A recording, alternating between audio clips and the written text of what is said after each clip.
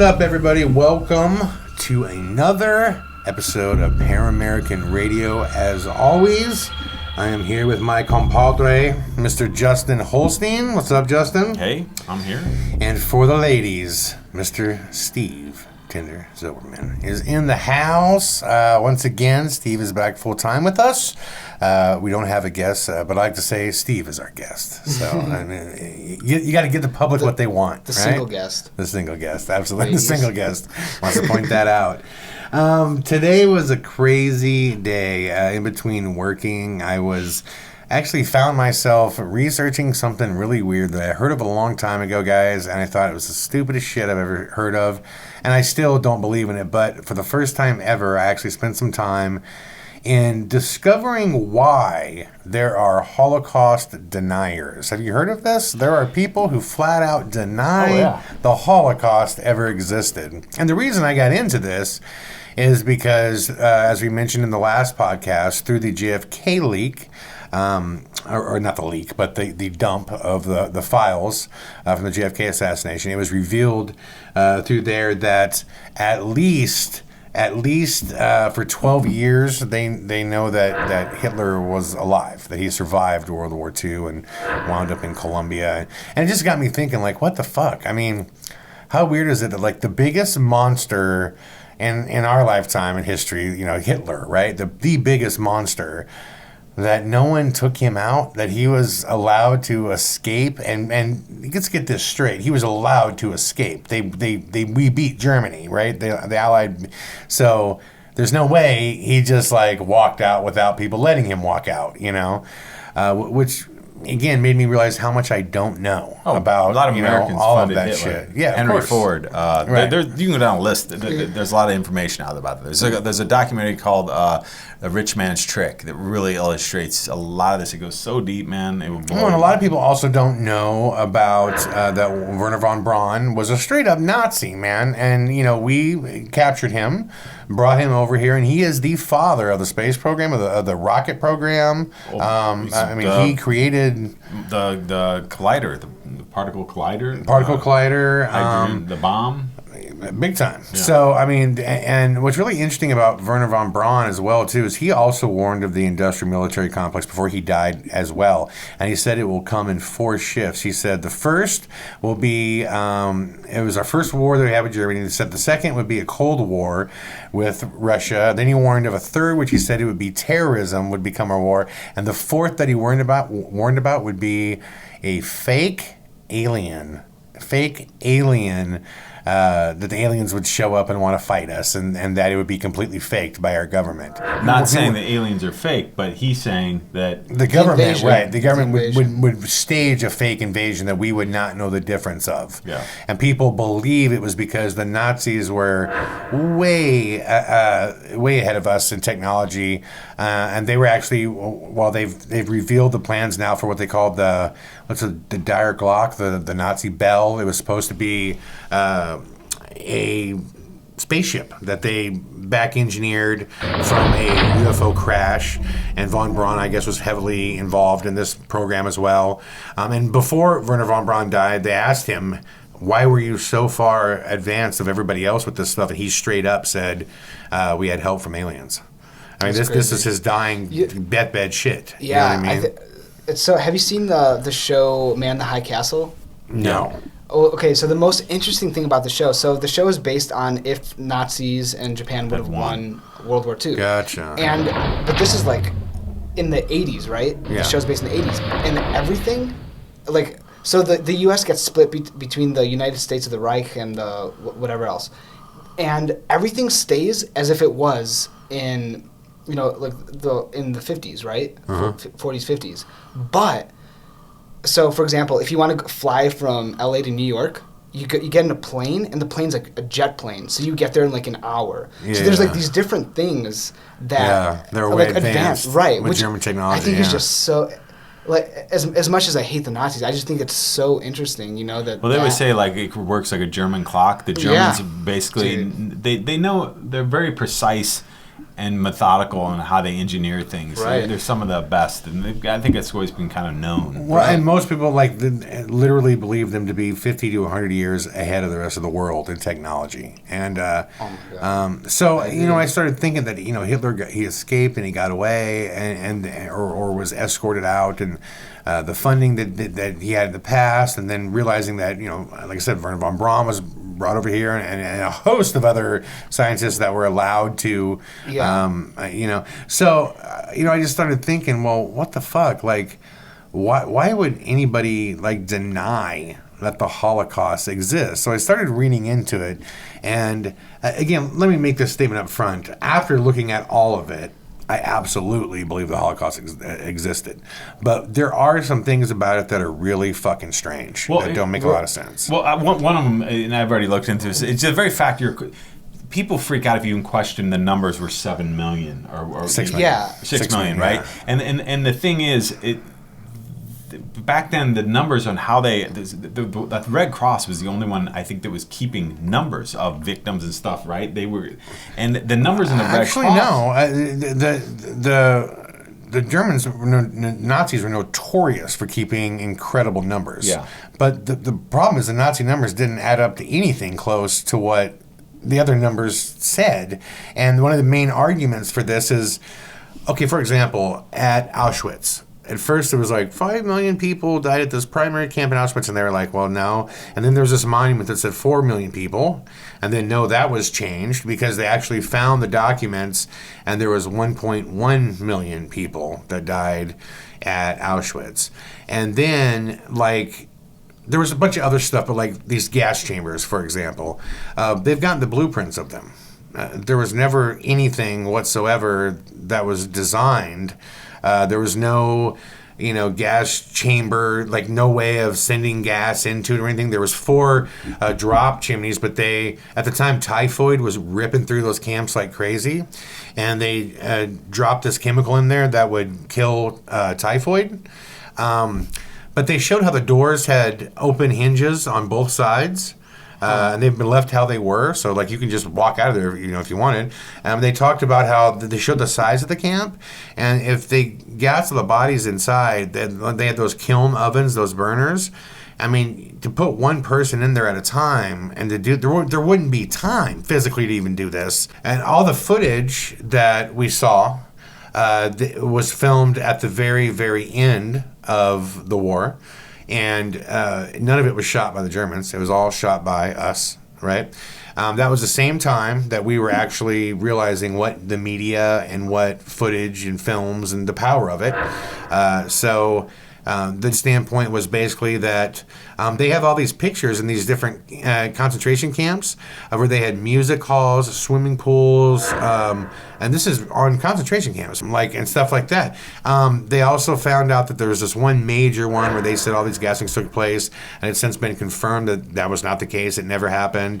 There's also all kinds of German writings where one of the high commanders, they have a letter to Hitler basically saying, these people believe we're gassing. This is a lie started by us, basically, and they're saying this and they're spreading this out to try to make to make us a monster, so the world comes after us, basically, and it's a lie and all stuff. The lampshades are supposed to be made out of skin. I guess that was proven to be false. That was never occurred. I think the big thing is this, that the very fact that people question any of this, it would freak out. There's just a very entwined Jewish-Israeli connection between America, what goes on our politics, everything else.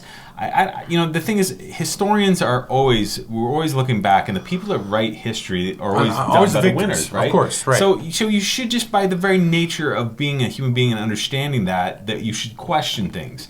So I think the problem is when people freak out that you question any of this. It's not even, I don't know.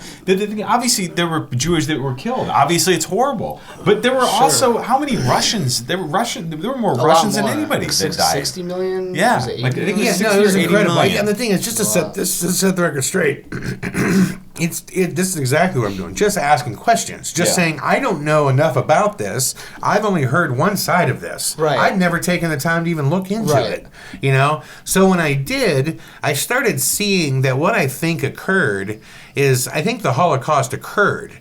I think it occurred at a much smaller number than what they're saying. And I think that the worst of the worst, like, I think that there were obviously incidents that were disturbing as fuck. And I mean, concentration camps alone are disturbing as fuck. Like, all of it's disturbing. All of it's monstrous. All of it's disgusting and should never happen. And it's all fucking horrible. And I totally agree 100% with that. But that doesn't mean that we shouldn't want to know the facts of history. Right. You know what I mean? I still want to know the facts. I would still condemn it just as much today. But there are facts. When you're pulling out blueprints, and there's no delivery system for this. When you're putting up math and the numbers don't add up to a possibility in this situation, when you can't overlook the fact that typhoid was ripping through and killing people. No, you know what I mean? Like, you can't. And also towards the end of the war, one of the arguments that they put up is that once Hitler was fighting wars on 3 fronts and losing and getting his ass kicked, they weren't shipping food and meals or any of that stuff to those camps. They were letting them die. Right. And then that's when it got the worst. And that's when, it was just like, fuck, So, and at the end, once we got in, that's when we filmed, right? So that's why I guess I didn't see it, but I saw the photos. There's photos of, Germans playing tennis. Of the Jewish playing tennis, playing music, swimming pools, like all this stuff. That was at the beginning. And then at the end of it is like the worst of the London fog footage that was shot and stuff like that. So, again, I just want to point this out. The reason I started questioning all this, and I just want to make this clear, I absolutely believe the Holocaust happened. The reason I questioned all of it is, look how much I didn't know about JFK, that it was hidden and moved around, and even still we don't know. Yeah. The fact that Hitler walked out of there is mind fucking to me. Right. It's like, what? He was in Colombia? What? You know what I mean? So it just made me want to guess. And I think the point you made up, Justin, is the best point to make. The victors write the history books. Yeah. And it was in our interest to make Adolf Hitler out to be, and Himmler, to be the worst human beings that ever lived. And be suspicious of any individual, any group that says, do not question. That's not. Do not question. The U.S. didn't do that, though. I don't know if you read about what was going on in the press during all this, but the U.S. populace, for the most part, knew what was going on in Germany with the Jews in the internment camps, but the news never reported on it, right? So that's like the question, if the U.S. is trying to push him as a bad guy, why didn't they push this? But then, I started thinking, well, what if the reason they didn't push it is because the U.S. put Japanese people in internment camps? So if they're saying that, look what Hitler's doing, putting people in concentration camps, well, the population would be like, well, wait, this is what you guys did. We did over here in the U.S., which is certainly a dark moment in our history too, right? Right. We were uprolling U.S. citizens and throwing them in concentration camps. Right. And that's what I'm saying. The reason I chose to go look at this again is just I'm not from that generation, so I don't know what happened. And when I look at these little things lately that, whether it be JFK or Vegas, or looking at all this stuff and saying, man, I think it was John Adams who said history is lost the minute it's basically lived. You know what I mean? Yeah. And you start realizing, Jesus, fuck. What really happened over there?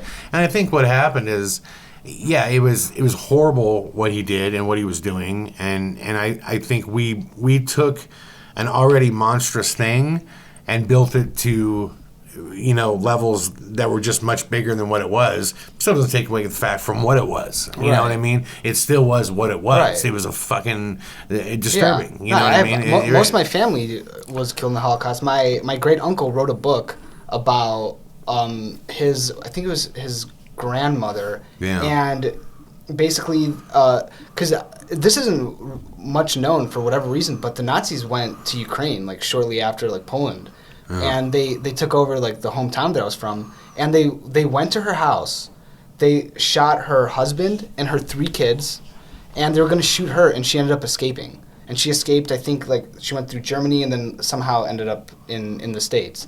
But he wrote a book. He wrote a book about it. It's a true story. Who does it escape? Your grandmother or great grandmother or what? I don't know if it's my great grandmother or my great grandmother or I don't. The book's in Russian, so I haven't been able to read it. But I'm going to get it translated. Grandmother, if it was, it wouldn't. I mean, it's not that long ago. I'm definitely going to get it translated. Maybe there might be a film in the future about it. Whatever, but I definitely do believe it happened. But And I've been to the Holocaust Museum in Jerusalem. I've been to the Holocaust Museum in Berlin. I would have to agree that it would not be out of the realms of possibility that it was blown way out of proportion. You know? Right. And again, when you say that, it's so easy for someone to go, "Oh, so what? It wasn't big enough for you to know." Right. It's horrible. But again, I just want the facts of the shit. And my whole thing is with all of it, I'm just looking at how hard it is to discern the truth now. Yeah. You know what I mean? Yeah. Versus how many years ago Right. when, you know what I mean, when no one was around.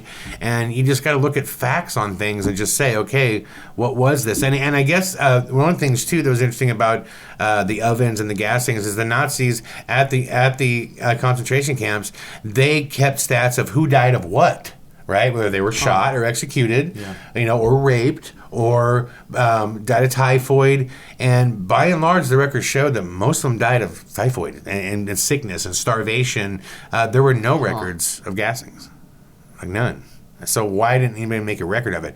Like, didn't any of the generals want to see the numbers and know? You know what I mean? It's like, I don't know. I heard that not everyone knew what was going on, and not all the Nazis, like the lower, didn't know what was really going on. Someone would have. I think it made sense because you got to get rid of the bodies, and they were talking about that too. Exactly. They were saying the worst way to do this would be to gas them, because there's only two way in and out of these places, and the bodies would stack.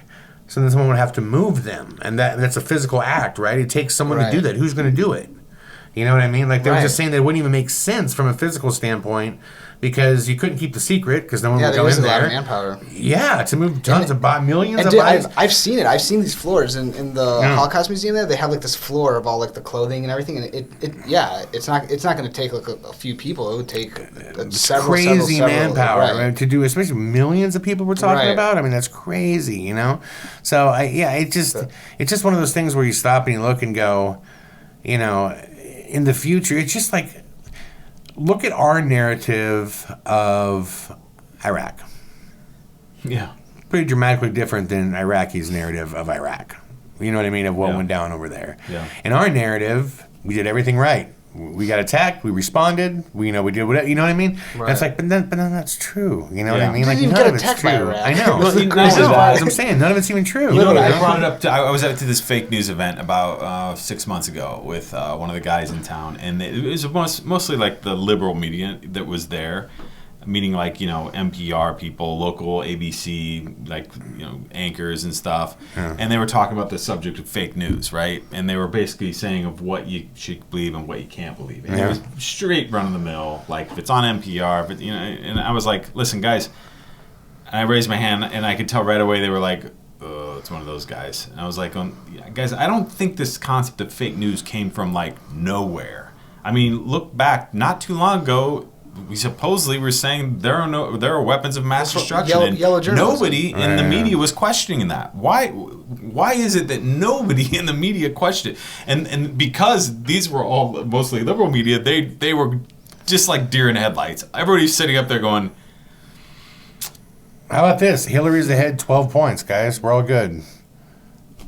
No, she wasn't. You know what I mean? Like, what the fuck? But also, look how they do the whole pointing and predictions. Like, they take, like, population of, like, 1 million people, and they take, like, 20 people, and, you know, they pick by ethnicity, age, this, that. Like, I mean, that's skewed in itself. Here's the biggest thing I would say. The fact that people even listen to that, I think, is crazy. Yeah. You know? There's a fundamental misunderstanding by the older generation, the baby boomers, of what social media is when they say Facebook's on the hot seat with colluding with the Russians.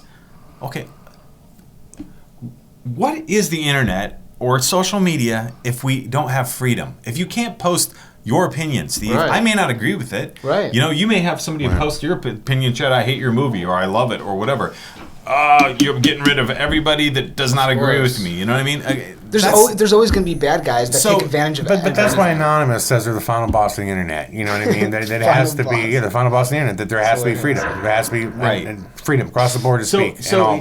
What we're really looking at here is again this problem with the old way of defining countries and borders and states and countries and interests. All those things have been diluted, and now we just have groups of people. And you know what? It doesn't matter. You could be you're Russian American, right, Steve? I mean, were you colluding? It's like, at what point do we stop and realize that yes, that Russia could have very well changed this election, but they did it through open and fair means, man. If that's what happened, right? If they did it through social media buys and stuff, they spent the money strategically or whatever, right? They did, yeah. I agree. I don't necessarily obviously agree with it, but it's a lot cleaner than what the CIA's done in other people's governments and overthrowing their countries. It's smarter because no one died. Yeah.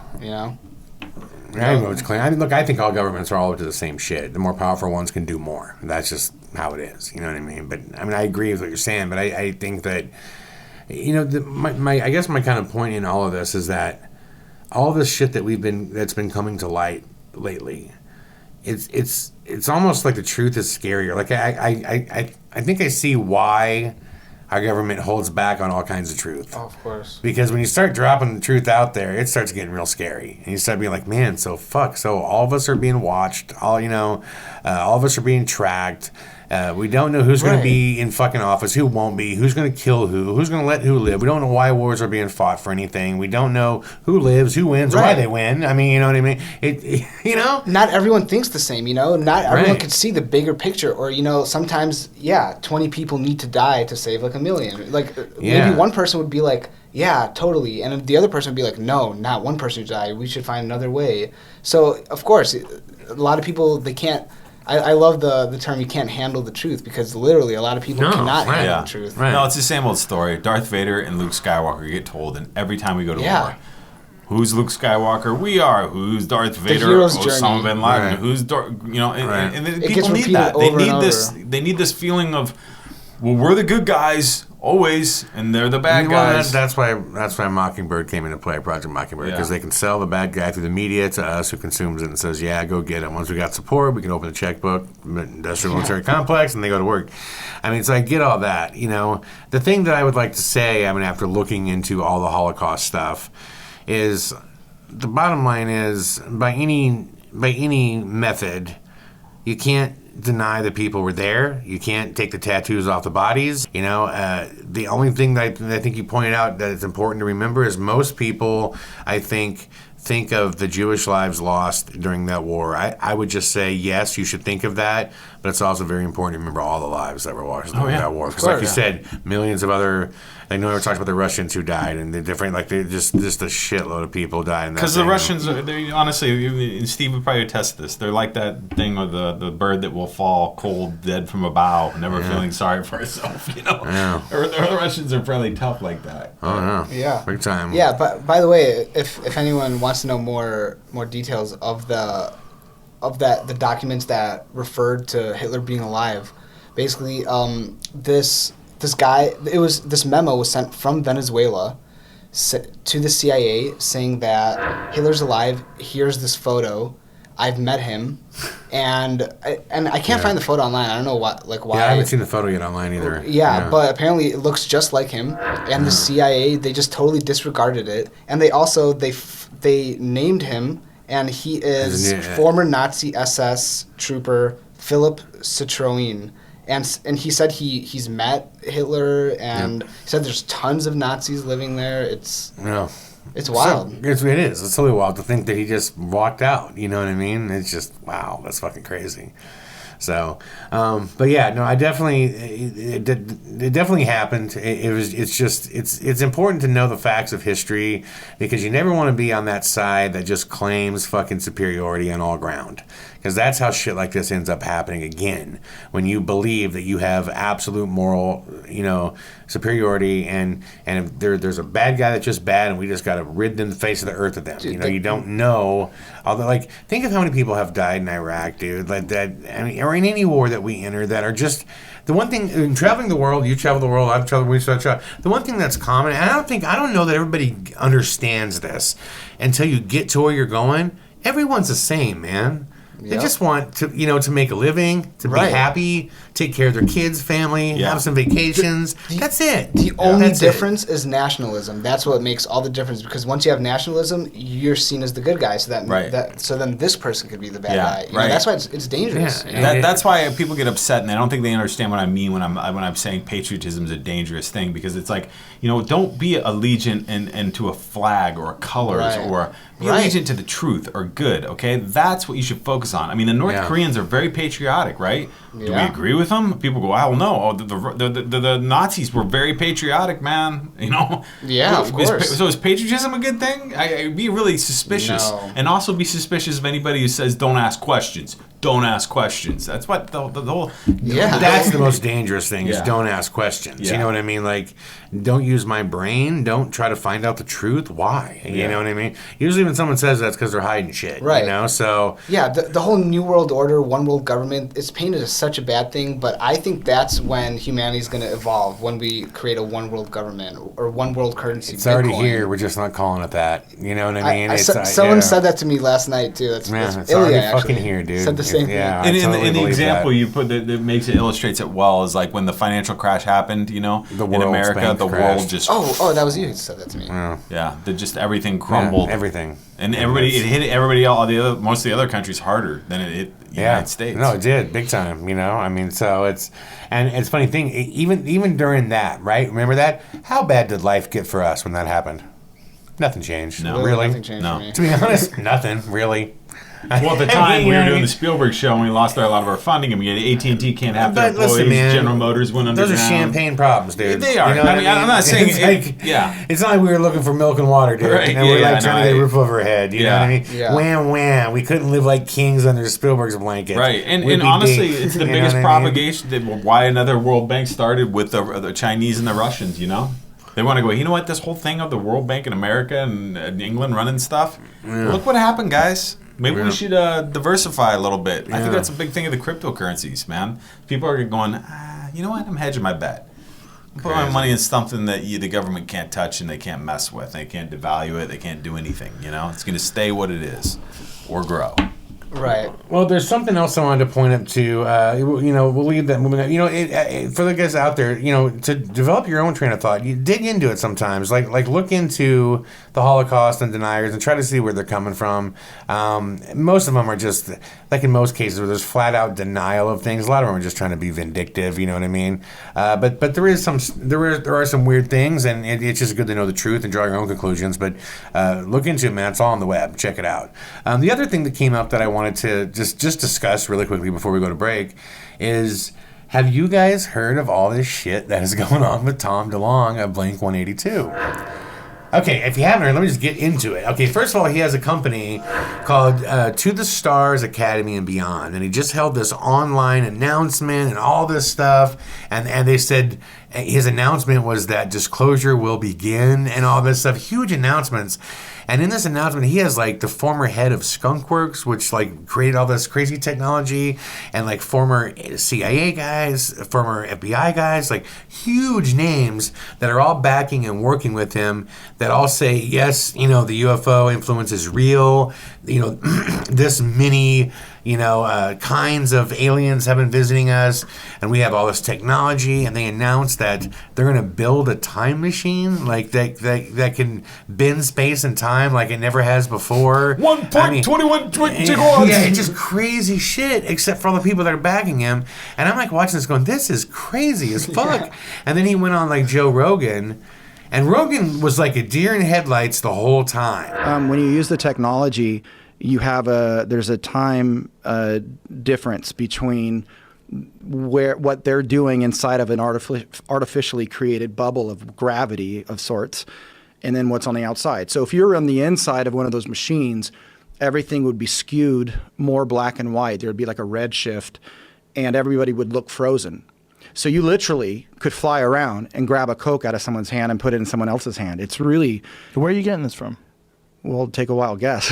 Look at the people I'm surrounded by, So the people you're surrounded by are telling you this? Is that what it is? Well, I don't want to get into that, but the people I'm surrounded with, and and myself, are very close to this stuff. They have experienced this physically, or is this just theoretical, or they know that it exists? Like The technology? yes. I believe that the technology not only exists, we've figured out how to play with it, but I'm not going to really get into that here. I can't say who they were, but I want to get into that kind of stuff, if you don't mind. I just can't tell you who it's from. I can't really get into now because of the positions and the things I'm involved with. Okay. And a few other things that I want to get into. And I can't tell you some of the shit that I know. And some others I can't tell you about, obviously. That's the shit I can't tell you. Damn, it's all this I can't tell you stuff. I know. I got into it when I was in junior high. I don't want to get into that, but I won't tell you his name. Well, I think we can find his name. Maybe. Michael Hayden, former director of NSA and the CIA. No, that's not him. But I'm not gonna tell you if you try and find out. Look at you guys just fishing around over here. I'll say a name. You blink. Yeah. I can't tell you where I'm at. But A lot of can't tell you. I know. man. I'm sorry. Hopefully one day we'll get into it. Let me guess. You can't tell me who they are. No, fuck no. I can't tell you. And I'm not gonna say any more than that. You said so much. I know, It's so I know. weird what you can and can't say. Well, I could tell you other shit offline, probably. Oh, okay, offline. I can't wait to end this podcast. And basically this is what happened. Rogan said, why are you involved with all these guys? But what's crazy is the first time Tom DeLonge's name came up is during WikiLeaks, when they were like, when Julian Assange was trying to take out Hillary, and he's dumping all these things, and they started going after Podesta. All these documents came out between conversations between John Podesta and Tom DeLonge about zero-point energy and alien conferences, with like galactic conferences and things like this, and like this galactic, they referred to this galactic peace treaty on a number of occasions. They referred to this, talking about it. When we were coming over, you were telling me about the fictional piece that he wrote. This is what happened. So basically Rogan was like, sorry, but like, you're on Blink 182, dude. Like, why the fuck would they come to you? And he said, because of what I figured out. And he's like, well, what do you mean? Well, basically, there's a book that's going to become a documentary or a movie that he's making, but the book's out, called Secret Machines. And what it was is just from his own studying and reading and meeting with certain people that were ufologists and just delving into the ufology, the role of ufology, he thought he basically had a connection between all of the different governments unilaterally and this plan of what they're trying to do and how they're everything is intentional, and how they're slowly bringing out like disclosures happening in stages, and they're slowly bringing it out through the influence of media. But there was other stuff he said he couldn't talk about that's in the book that involves the military. And basically said he got a call one day, and this guy... And he wrote it as a fiction piece, right? Or as a fiction piece. Which makes sense, because if you don't know all the details, which you couldn't... Right, of course. You would just go, you know what? If nothing else, would make great fiction. So let me start there. Yeah, and he basically said that it started out with just this guy that used to work for the government in some capacity. I want to say it was he worked on... Oh, I think he worked on Area 51 at some point. Got a hold of him... and this guy had CIA clearance, and basically sat him down and said, how do you know what you know? And he's like, what are you talking about? And he was like, this shit in your book. How do you know all this? And he's like, I just put together. And they're like, no. Someone's been talking to you. Like, who's been telling you X, and he's just like, no, I read this and I put this together. And they're like, I'm not buying it. And they're like, other people want to talk to you. And like, up the ladder he went. He said it got to the point where eventually it switched from we're picking your brain to now we're utilizing your brain. You know what I mean? Where they finally believed him that you just put this together. And I guess it's some grand secret that's revealed, in the book. And there's all kinds of stuff he kept saying, I can't talk about this, I can't talk about that. To the point where Rogan was kind of giving him shit, And at one point, it was pretty crazy. He was talking about how he's going to be releasing in the next week or two. There's like 300 CIA files of UFOs and shit that's real that are being declassified, and they're being given to him, and he's going to be releasing them online. And he said there are legitimate ones that are already out online. And he was like, well, there's the T3RB Astra footage. He's like, what's that? And he's like, oh, you can look it up right now. And he showed this footage to Rogan, which I'll show everybody right here. So it's crazy. If you look at it right now, it's floating over the city. It's like, it looks like it's moving, like it should move. And then you'll see right here, the center lights up like a globe. And in a couple seconds, it just vanishes, like it's fucking gone. And he's saying, "Oh yeah, Tom DeLonge said this one's real footage, and it looks like real footage compared to everything else." Totally. And he says this is actually a U.S. one that we manufactured because the ones we manufactured have the wings on them, which they totally look like the wings that we put on shit. And he seemed to have information that was crazy. That you know, the lead singer of Blink-182 should have. Yeah. Right. You know what I mean? And it was the weirdest fucking interview I'd ever seen. But then when I saw the amount of people that are working with him and how committed and dedicated he is to this, I just had to say, well, why would all these guys, and they're all there, they're in the trailer, they're talking, all their credentials are listed, why would all these dudes be working with this dude? And the reason he said that he was important to the government is that disclosure is going to continue to happen over the next couple of years until he says it's coming, like it's all coming out in the next couple of years. Yeah. And he's going to be important, and the reason they viewed him as important is entertainment. Is that he's a voice within the entertainment community that could help roll out the entertainment propaganda, basically. That he can get the messages out, and people would trust him, and he could reach, the younger audience as well, and that he can be involved. I mean, to that degree, it makes sense, because entertainment's how they've always communicated with the public. What scares me about it all is the shit we're all learning right now. And all of it's propaganda bullshit. You don't know what the real truth is. Talk about the fact that truth is stranger than fiction. If you could go back and go, the guy at The Apprentice, says you're fired, he's going to be president. You never believe it. And then he's going to release the JFK files, prove that what really happened. And the week before, Tom DeLonge, but he's going to create a time machine. But you forgot the best part, that president was put there by Russia. Oh yeah, right. Like you would never believe what's going on. So this company of his is called To the Stars Academy of Arts and Sciences, or Arts, Science, and Entertainment. And I guess they're offering public shares to the public where you can buy shares of this company, right? And then after all the shares are bought, they'll do an IPO. So hoping to make everybody who invests, loaded. But he was basically saying the reason that the public I'd have to rewatch it, but the public had to own it because then it couldn't be taken from them or something, basically. He was just like, this is why the public needs to own this, because it can't be taken from them once they own it. So he said that was one of the main things he was doing. But it was just fascinating how they were going to be building these ships and giving and educating starting a school basically for young people to understand these advanced concepts to push even further in the future. And it got back to I was talking to Justin about the same. I said, isn't it fucking weird that at the time where everybody who is saying global warming is beating the shit out of us, global warming, right? It's going to fuck a planet up. It's moving faster than ever. Miami's already starting to be underwater. We've already lost India. We're going to be fucked in 10 years, 20 years, all this stuff. Isn't it weird that the same time this is happening, this whole space race to get off this planet is going on simultaneously? 2, 1.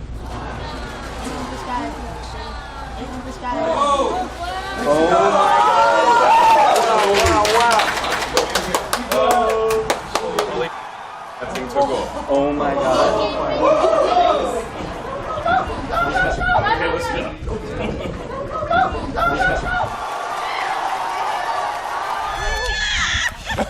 Do you see them both light up?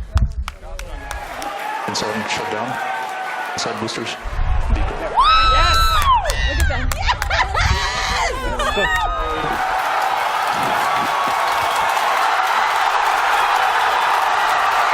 And the Falcons have landed.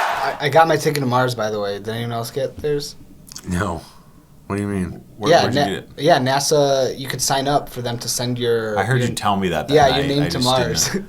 Your You name guys to do sign Mars? up. You can't do it anymore. Yeah, my name's going up to Mars, guys. It's hilarious. There's like 2 million names I saw. They had like a ticker. Steve's going to find out that all those names, there's now hits on each one of Yeah, those people. exactly. Like, smart going. Yeah, Steve these doesn't people realize are- he actually signed up. He's going to call the ram and get on, buddy. You go to Mars. No, wait. I didn't want to go. We got your signature. You're good. I did do an electronic signature. There you go. But no, it's just crazy that, all these young minds right now are trying to get off the planet and go to other places. It's just fucking weird, And, the thing is, there's not really much to say about it, I guess, other than I guess we'll see, and he sounds as batshit crazy as I'm sure Elon Musk did when he said, I'm going to shoot a rocket up and land it like Tony Stark in the middle of the ocean. You know what I mean? Right. It sounds insane until you see him do it. I know. Whoa. Isn't that insane? You know what I mean? It's Right. Like, you so know, cool. it's like, wow. it's totally Iron Man shit, right? Yeah. And that's what I feel about all this stuff. Like, I'm so hesitant to just say, he's a kook. That'll never happen. Yeah. Because we live in the world right now where it's happening. So true, man. You know what I mean? And it's happening because those millennial fucking brains are starting to go up. And man, when you can conceive it, right? You can achieve it. People are starting to realize that, man. That's the thing, dude. Right. The one thing about that kind of that millennial fuel that is injected into society is just that fucking right. Anything's possible today. Right. And that's changing things rapidly, you know. And that's what I thought with this. I said, even if Tom DeLonge is batshit crazy, there's enough maybe that he got all these guys involved. And he built this. Yeah. Hey guys, quick update here. Since we filmed this, what's crazy is that Tom DeLonge has released not one, but 2 UFO videos that have been confirmed to be authentic by the Department of Defense. I'll play them both for you right now. Check this out. Dude, there's a fucking drone, bro. There's a whole fleet of them. Look on the ASA. My gosh. They're all going against the wind. The wind's 120 knots from the west. Look at that thing, dude.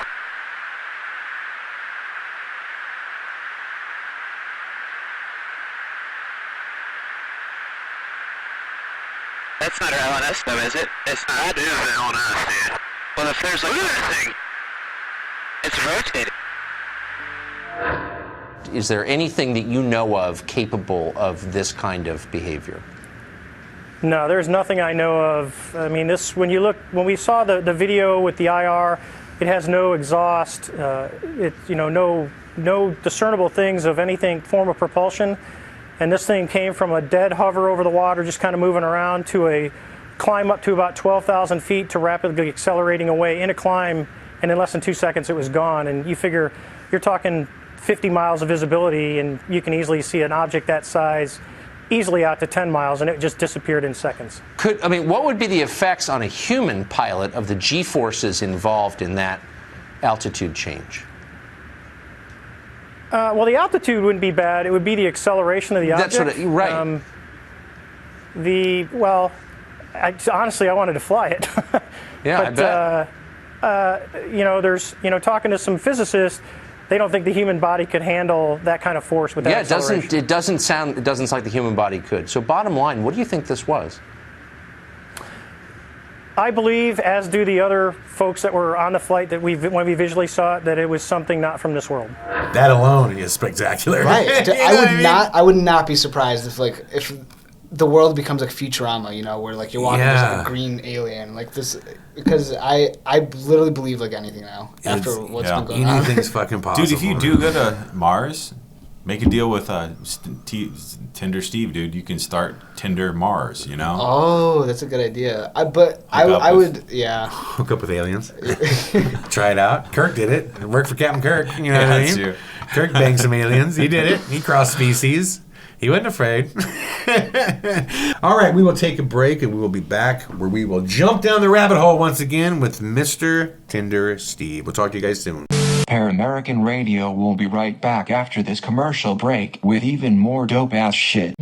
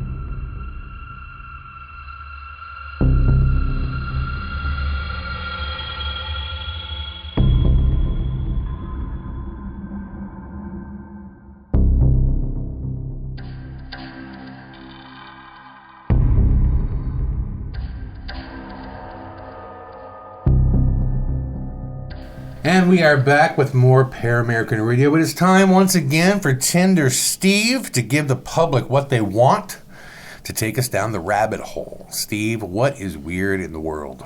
Well, coincidentally, my first piece of news has to do with the Tom DeLonge thing we've been talking about. So, the former manager of the Department of Defense's Aerospace Threat Program has come out to support Tom DeLonge, and he says UFOs are real. And, I mean, this dude is so like, high up in the chain. This guy was a senior career intelligence officer. He was a national counterintelligence executive. He was the director of national intelligence. He served as the director for the national program special, like just so far up, right? Exactly. And this one quote, let me read that he said, which is I freaking love. But he says, "I'm accustomed to being involved in close-hold, nuanced programs involving national security. This includes being a counterintelligence special agent, a case officer, and intelligence practitioner. However, by far the most interesting effort I was involved with was the topic of advanced aerial threats."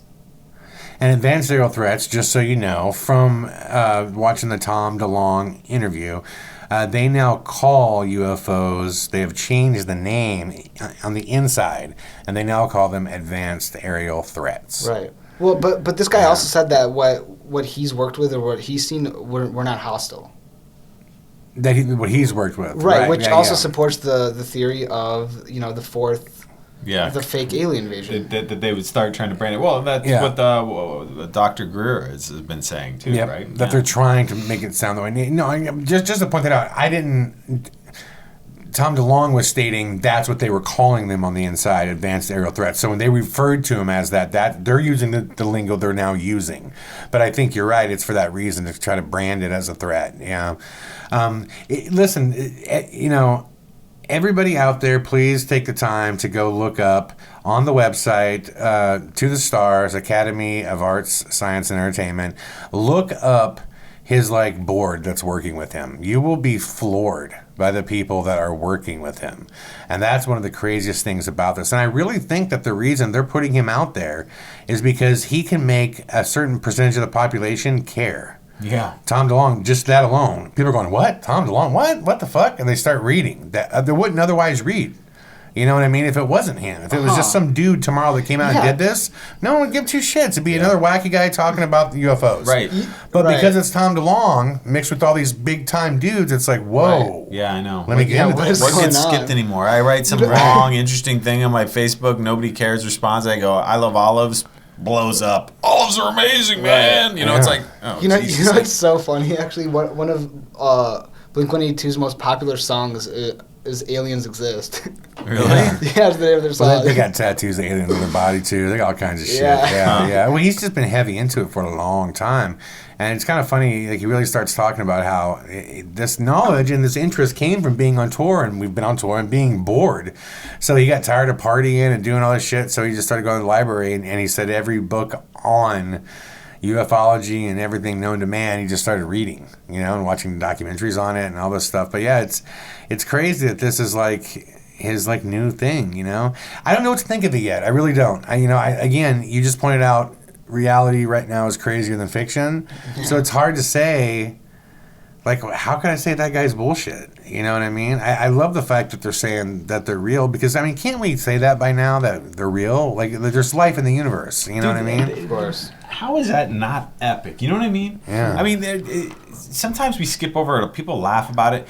There's a guy in coffee that I have coffee with, tons of money, baby boomer generation guy. He's known in a lot of the circles around there. And one day, he's one of those guys that pose everything aliens, huh? And I go, no, Roy, seriously, you had to look at this, right? So I showed him that interview with the Canadian former Paul Hellyer, Paul Hellyer. And I'm thinking Roy will probably look a little bit at. Roy watched the whole damn thing, glued to it. Yeah.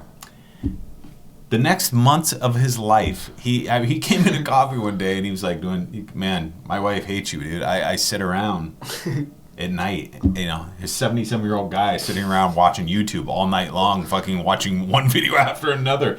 He's watched because he has technology companies. He has a company that has contracts with the government that makes engines and stuff for things. So he knows about a lot of this stuff, and I think he's fascinated. That's all he wants to talk about now. And it's been a year or two later, you know? Well, that's what I'm saying. I think that, all it takes is the right person to get your attention. And the one thing I think that they know Tom DeLonge could do is he could shake up the press and the media.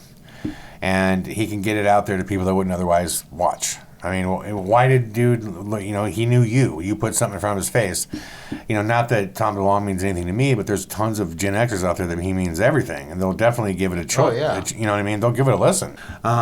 Really fascinating, man. So, I'm not surprised that this guy would say, yeah, they're real, because that's what's being echoed on the web. I mean, but like all these guys' different rankings and merits, and it's just because every now and then you have a guy that like worked here or worked there that like comes out and says something, or the former Canadian Prime Minister, that's pretty big. But this I think is like way further than Canadian Prime Minister, because this guy was in charge of advanced aerial threats, you know, and UFOs are real. Yeah, it's wild. It's AATs now. Advanced aerial threats. Yeah, it's crazy. Yeah, wow. What else you got, man? Well, this next one. So there's a proposition that is becoming really popular in California. It's backed by Timothy Draper. He's a venture capitalist. To split California into 3. I've heard about this, yeah. Northern California, Southern California, and just California. And the reasons for doing this is because, first of all, the North and South, I mean, I've nothing been alike. Nothing alike. Nothing. The North at all. is backwoods, right? And it kind of screws like the delegates because it's always Democratic, because everyone lives in like South. Well, Hollywood controls the state. Right. Exactly. But how is that fair? One of the biggest states is all controlled by like one part of it. Well, that's the thing. This would be a massive thing for the Republicans, because this has historically been just. Well, we always go blue president, red local. Right. You know what I mean? And I think that this has a really, really, really high chance of happening, because everyone in California is going to be supportive of it, because the Northerners don't have all the same opinions as the Southerners. Right. But before, let's say the state votes on it and it passes, it won't happen until the House and Senate pass it, and the House and Senate are Republican. Right. So I think it'll happen, man. Yeah. Which, by the way, I mean, you guys thought, so if this happens, right? So they get rid of Trump and Pence, vice president. You know who goes into office as president? Rex. Ryan. Oh, isn't and what's interesting about that is Paul Ryan could work with both sides. He totally could. Wait, I thought the Secretary of State. Huh? I thought it goes Secretary of State's way down the list. He's like he's fifth. not third? Speaker of the House, I think, is third. Yeah. Yes, the Secretary. Wow. Don't you remember the guy famously said? He was the Secretary of the State, and he said, "I'm taking over office." And they said, "You are." And he goes, "Yeah, check your Constitution or whatever." And who was it? They famously said this, and he was wrong. Yeah. That the Secretary of State was not the third. The Speaker of the House was. Yeah. Must be where I got my information. Yeah, it's Ryan. Yeah, Ryan. Ding, ding. Chad got it right. But the thing is, Ryan has been incredibly vocal against Trump at numerous times. He's conformed because he's had to, because he's the goddamn president, and now he's got to work with the party. Ryan's about legislation. But I'm saying Ryan could work with both sides. He would make a much better president, even than Hillary, than any of our candidates. I don't know. Who knows? But it'd be interesting to see what happens, though. But that would be the guy that would be in line. Yeah. I like that guy, actually. Pence to me is scarier than fucking Trump is. So I know. Geez, fucking A, man. Talk about it. Yeah, it's always the quiet guys that you gotta fear the most. Dude, a lot of these guys, you can tell people that they're manifesting mental problems. Trump he's manifesting mental problems, right? That in my opinion, right? There's a I'm better. I'm tougher than you. I don't like Trump, but that's bullshit. He doesn't got any mental problems. I'm not trying to say he should be in a straitjacket or something. What I'm saying he's a fucking narcissist. Welcome to half of Hollywood. You know what I mean? I would say the same thing about. Not even that. I think he has an agenda, and he's pulling the agenda. The CIA recently came out with this study that they did, which is really funny that the CIA did this. But basically, they were saying that no, Kim Jong-un is not crazy. What he's doing is following this methodical plan to keep his power and keep his presence in the world. So he's not this lunatic that thinks all this crazy stuff, but the reason he's doing it is for an agenda. Okay, Trump is crazy, but Kim Jong-un comes off way crazier, you know? And now you have the CIA coming out and saying, well, he's not crazy. How likely is it that Trump isn't crazy and just is literally probably working for the Russians to split America up, man? Seriously, I do not think that's out of the realms of possibility at all. I don't know enough about it. My only point was, I just hear people say all the time, Trump's fucking crazy. He's got like mental problems. No, he doesn't. I shouldn't have said it like that. That wasn't what I've been trying to say. My point was, it's like an emotional instability, right? Like when something happens when you're a little kid that creates this part of you that, you know, you can see. I see it in Pence too. Like that there's this weirdness between his sexuality and the way he views anybody else who is a different sex or you know what I mean. It's just this oddity, and I think those are the worst people to get in leadership positions. I mean, I didn't feel that way about Obama. I felt like Obama was pretty. Like, he didn't have any issues with himself. I love Obama as a person, man. I just wish I could say Obama. I don't know. I just wish. I can't help that I personally felt like Obama fell short of the hope that he brought in. I just felt like he fell short. Well, again, you're the CEO of that I feel that way because I like him. You know? I like him. You know what I mean? But I just, when you step into a corrupt situation. With Project Mockingbird running the media. I understand all of it, but he knew it all going in. You know what I mean? It's the same for any president. You know, you go in and the other side's got their shit. And they're going to try to go after you. Trump, oddly enough, is fighting both sides to some degree. You know what I mean? Which is even weirder that he's, I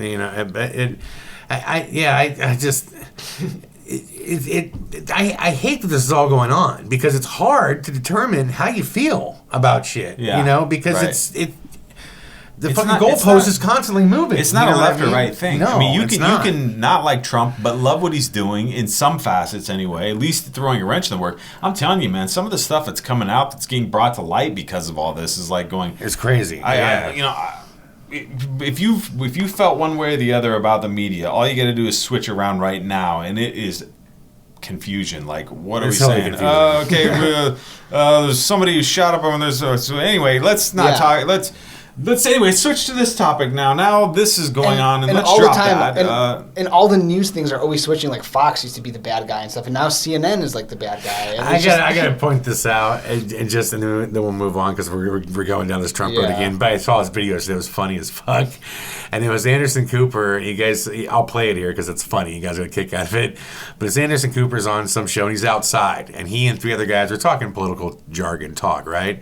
And this dude walks right behind him, louder than his shit, and he's like, CNN, you fucking fake news. He's like this close. God. He's going, fake news. I said it, fake news. And and all of them just sit there uncomfortably and don't respond to it and just keep talking. So this guy just going, fake news, like in the background. They despise Trump, man. Kind of a martyrdom video, so-called, which is what we saw in, I think, in the Charlie Hebdo attacks, if memory serves me, there were some. In some of the attacks in the Arabs that we've seen, there had been that. I was just going to say that if he did make contact with ISIS, they will have instructed him not to just leave a note, right? Destroyed them. It was funny, dude. I was dying laughing. I'm going, that's so funny. CNN loves that their ratings went up, dude. They were one of the highest rated ones when Trump was hating on them. But it's just. But they don't love that. That's embarrassing. Yeah, I mean, it's like I know what you're saying. Right, it was good for business, but it was just funny to me. Like, you could see an Anderson Cooper's face. He's just like, just keep talking, guys, keep talking, nobody move. You know, it's just, the world's fucking whack right now. The U.S. is whack. It's just so hard to discern what's real. It's just so hard to discern what's real. So that Anderson Cooper, that's another thing. Didn't he go to? I mean, there's records of him being at a CIA. He was, whatever. Oh, he worked for CIA, and he even admitted that he. Even right now, he could be. Dude, he would be the best person to be a CIA agent. This world-renowned guy. Of course, every country's going to let him in because. Anderson he was. Cooper. No, he admits it. He worked for the CIA. So and you know what's really cool? I don't know. Have you guys? Well, not cool, but have you guys seen him when he goes to like third world countries or dangerous war zones and he wears like the bulletproof vest. For some reason, he just looks. He looks the part. So right. He looks the part. Really, yeah, I know. He really does. I know he does. He does. All right, come on. Let's move out of let's move back out of the Trump zone. It's so easy to fall into it. I know. Right. I admit it is. So well, last but not least, give me the third one. Well, I'll end it on a much, much, much lighter note. Okay. And I'll tell you why I chose this one. But so a judge in Hawaii ordered a man who broke his not custody. When you're not allowed to see someone, what's that called? Restraining order? Yeah, okay. He broke his restraining order for his ex-girlfriend, and so instead of the judge giving him probation or jail time or this or that or fines, he gave him a punishment that was this guy has to write 144 compliments about his ex-girlfriend. That was his punishment, you know. And I was thinking like. This is amazing. Like, why are we putting people in jail? Like, why don't more judges go with creative punishments? Because I bet if they do a study, it'll show that it works. You know, they've already done the study. It's called Norway. You ever seen the jail systems in Norway? I mean, they're like nice, dude. There's no fences. There's no shit. There's like they're all part of their active community. There's not, and they've got like a 50% rate of rehabilitation comparatively to us in America, which has like a 3% rate. I mean, by literally giving these guys some worth and having them be a part of a community and build some value and turning them back out. But you know what that is? It's because of the capitalism. Like the way our judicial system is set up what it is all for financial reasons and power and this and that. And if judges gave sentences like this, then the prisons wouldn't make money. And if the prisons don't make money, then this person. Right. It's all just this chain reaction of capitalism. I know. When you put it, the value of everything is on the dollar. Well, your value of your health should not be on the dollar. Right. The value of the food. Chef Boyardee, and it's got lots of sugar, whatever. People like it. Yeah, it's horrible for you. Who cares? But and then that's what everybody buys. It's cheap. But if you want good stuff, it's really expensive on the outer skirts and stuff. And then they get mad at somebody president coming in. You need to eat this healthy stuff. I'm gonna go and Isn't it a coincidence, guys? Most of our country's problems all stem off of what we eat, Yeah. And nobody cares. Oh, their healthcare is a problem. Why is healthcare so expensive in our country? Huh? Yeah. I wonder. That's because more people need it, and the more people need it, the more money they can get out of it. This circle is crazy. Well, and it was only set in flux by the war on drugs. I mean, that caused the expansion of the prison system to the point that it couldn't expand fast enough. Right. And now, in order to maintain the revenue, they got to overpack it and overcrowd it and keep them going. It's like, and that's an issue. And that's going to be another really big issue because we can't build prisons big enough to fill them fast enough right now. And that's an issue with our country. We jail more than any other country in the world by far. Right. I would much rather see creative decisions like this. You know what I mean? Like, again, it's just when everything's on the dollar. I heard it on Bill Maher when they were talking about the idea of fracking and how it gets into the water system and the future generations are going to have all these issues. And the lady was defending it and it was like the right wing side of view of that, going, yeah, but it creates a lot of jobs and you got to take that into account too. I almost want to go, are you fucking serious? We're going to say that fracking, even though if it's really damaging all the water supplies of the future generations, but it is creating jobs. Is it cool if I killed people and I gotta fire all the guys that kill people in my assassination division? I'm killing some jobs here, man. Those people had salaries, I mean, come on, what? What are we talking about? How pissed off he is. You're like worked up, dude. Well, I just find it insane. I want to go, do not people see the error in their logic when they're talking about this? I couldn't believe everybody didn't break out laughing on the show. But the thing is that you got to remember that, of course they do, but they're also going, it's kind of like, I saw this Vice documentary, and it was like Cole County, right? And when Trump was going to bring back these jobs, like this I think it was West Virginia or something like that, and where Barack was basically passing legislation that was going to kill the coal industry, right? And this guy's going, listen, man, I mean, I'm all about, green, man. Green's good. But you got to understand, this whole town's going under when that happens. Well, no, he gets it, but his family is going under. You know what I mean? So you can't expect him to be happy about it. You know what I mean? Right. He's going to say, my interest is real simple. The way of life that my grandfather, his grandfather, everything we built's fucking done. when this starts. Exactly. Yeah. So forgive me if I don't hopscotch because the shit's going green. Yeah. You know what the I mean? thing is, at the same time, I think you it's just his interest. That's all it is. You know what I mean? So and that's how people are going to react. Exactly why. It's like Kennedy when he was saying, you don't ask what country can do for you. Ask what you can do for your country. I mean, if people start thinking more about, the way I approach web development anymore with people, there's this old paradigm that I'm going to put you in a box and I'm going to control your stuff and you got to go through me. I want to just do it, but smart where things are going. Give them all the control because it's a better way of operating. And if that's your motivation, I just think people should be not how do I control and make sure that people have to give me money. I think that's the old way of thinking. I don't think people, man, for the most part, I don't think the average person wants to be given money. I think people like responsibility. I think people like having jobs. I think people like the social aspects that come along with having jobs. I think what's hard is when legislation comes and forces a position, whether you're for or against. That's what people struggle with. If Obama passes a law and I'm a coal miner, I'm going to be out of a job, that was forced upon me. You know what I mean? That's the issue. That's where like hatred comes gets developed. I guess the thing at this point, what I mean? Anybody with intelligence, I would think, hopefully, would understand at some point, looking that if your job is to go on this assembly line, I'll give a prime example. And then we create something that did it. And they going, that's bullshit. Yeah, but you're black and whiting it. You're black and whiting it. Nothing's as simple as that. I mean, like I'll give you nowadays. Before it was for sure. I'll give you a perfect example. Like our third year here, Laura, that year when her school ended, she would have gotten tenured, right? Which means she can't lose her job, right? But she hadn't got there yet. She had to get through that year. Well, the attendance of kids in her school was really low, right? So in order to basically make up for the money and the things needed, the town of Malibu, very wealthy town, right, said, well, we as parents in this town, we want to vote, we'll fund it. We'll privately put up the money to run, this part of the school district, even though there's not that many kids here to do it, right? Because the kids will come back, right?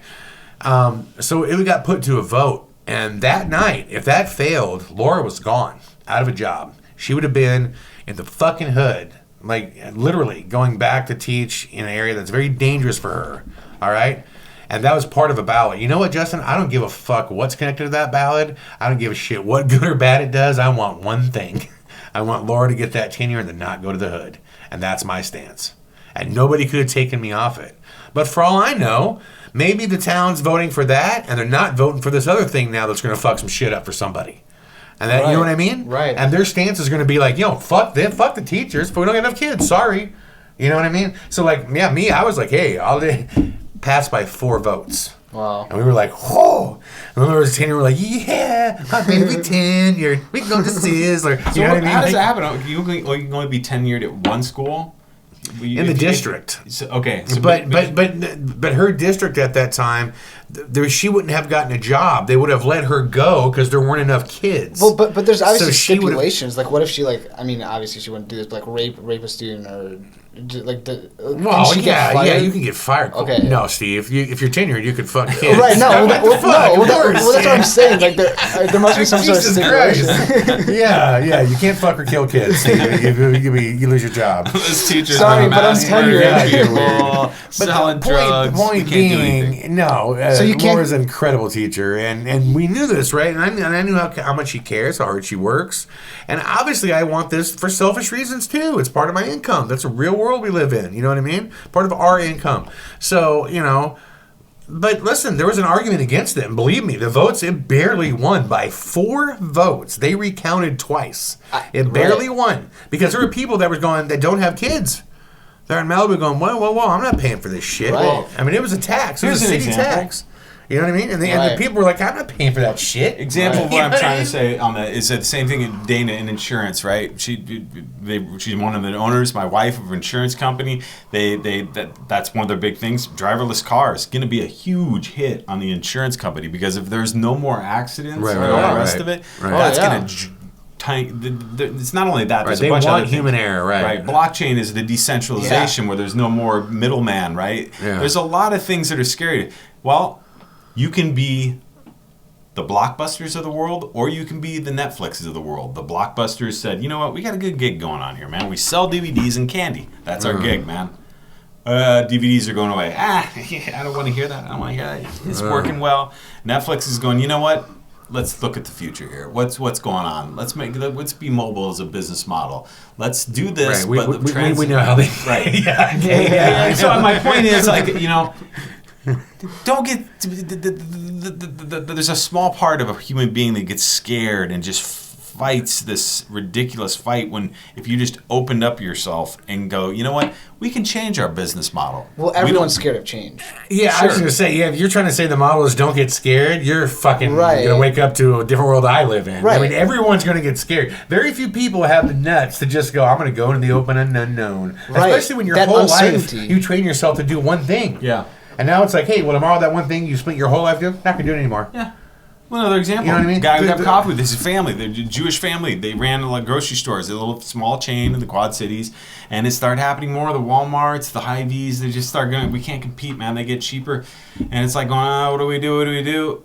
Let's get into real estate. Let's sell our building to Hy-Vee, but own it. And Justin, and for every success story you can name, there's 9 to 1 that failed. Right. Because if you were true, everybody be business owners, everybody be killing it, everybody be doing great. No, most of the time they fail. It's called socialism. Most of the time they fail. And so let's keep realistically, you know what I mean? Not everyone could just make the jump to a new career and kill it. You know, it doesn't happen that way. Yeah, hard work and whatever, man. I mean, how many times could you have failed, Chad? You know, with how many situations? Many times I was scared to try something new. The thing is, I'm not assuming everyone's me. I'm assuming everyone's not. I'm saying that, you know what I mean? I know what my strengths are and where I could excel and where I can't. And I've been around enough to know things I could do well. But I'm not going to assume that everybody has the same. They don't. Well, what do people have that were born with less than me? If everyone was people you know what I mean? They would be sitting in that chair right now. Right, exactly. So I just don't, everyone is not created equal. That's not true. No one's born equal. No one's born given the same amount of shit. Like, it's not true. That's the biggest lie ever told. Yeah. So I just, all I'm trying to say is I understand people's motivations. It's real simple. What's good for me? And that's the line they're going to stand by. I guarantee you, all those fracking dudes, they don't want to fuck the environment up. They don't want that this coal. They don't want to. But they wound up there. Right. You know what I mean? That's how their kid eats. So they're going to go with that. I understand that. I just understand it more. And I used to not understand it. I used to kind of be like, well, fuck it. A lot more like kind of. I used to be way more black and white about shit than I am now. I just. It's hard. It's hard when I don't agree with something, but I could see where they're going. Right. You know what I mean? That's what's hard. Yeah. I mean, in order for there to be winners, there needs to be losers, and going green, that's a win. Hey, so do you like fucking McDonald's? Somebody's got to make fries. You know what I'm saying? Somebody's got to make fries if you want Mickey D's to be open. You know? I mean, I'm just saying, there's not everybody in Earth was meant to be the fucking CEO. Yeah. And there were most people to some degree were meant, to be in, the service industry or, the construction industry, or, you know what I mean? Like, there's a reason those are the largest industries around. Chad just crushed somebody out there. Somebody's listening right now going, dude. -1 subscribers. Okay, fine. Everybody out there, but that's not you can be whatever you want to be, no matter what. I mean, I would love to believe that I could be in the NBA. I'm going to tell somebody I'm going to break your fucking heart. I could have never been in the NBA. Doesn't matter how much I practiced. 10,000 hours or not. Could have never been in there. I'm doing you a favor. Figure out what it is you do well. Right. You know what I mean? At the same time, I have a friend that worked at McDonald's and now is interning at a big corporation downtown Chicago. Just because you do this or that does not. No, dude. I've delivered sub sandwiches. Let me clear that up. My point being is not that there's no value in the fry job. My point is there is value in the fry job. Someone's got to service that industry. Yeah. That's my point. Yeah, there's value in that job. Someone's meant to do that. Yeah. That's my point. Not that it's a bad industry. Yeah, real quick, this interesting story. My roommate, he was a guitarist of this band. They used to tour. They were signed, pretty successful. Well, when he first moved to LA, he's literally, I think, like the luckiest guy in the freaking world. His friend ended up hooking him up to work for this management company. I'm not going to name the name, but the artist was really he's a really big artist, right? Yeah. So he created this management company, and they manage huge bands, right? And my roommate started interning, right? And then soon the guy he was interning for left, so he took over his role. And every day he would complain, saying like I just started, they're not paying me much, they're not. I don't really like it, this and that. And I kept thinking, I was like, dude, hang in there, man. This is like the best opportunity in the world. Right. Well, I go on tour, this last Surnofe tour. I come back. Guess what? He's the man now. No, he quit. And I'm like, what? You quit? He's like, yeah, I work at Pete's Coffee now. And I'm like, dude, you quit this job to work at a coffee shop? And he's like, yeah, man, I didn't really like it, and it's been like months since that happened, and he loves this job. That's what I'm saying. He's climbing that's up in the what I mean. ranks. Like, not what you view as happiness is you. Right. You know what I mean? You can't see other people as being you. I think that's the issue.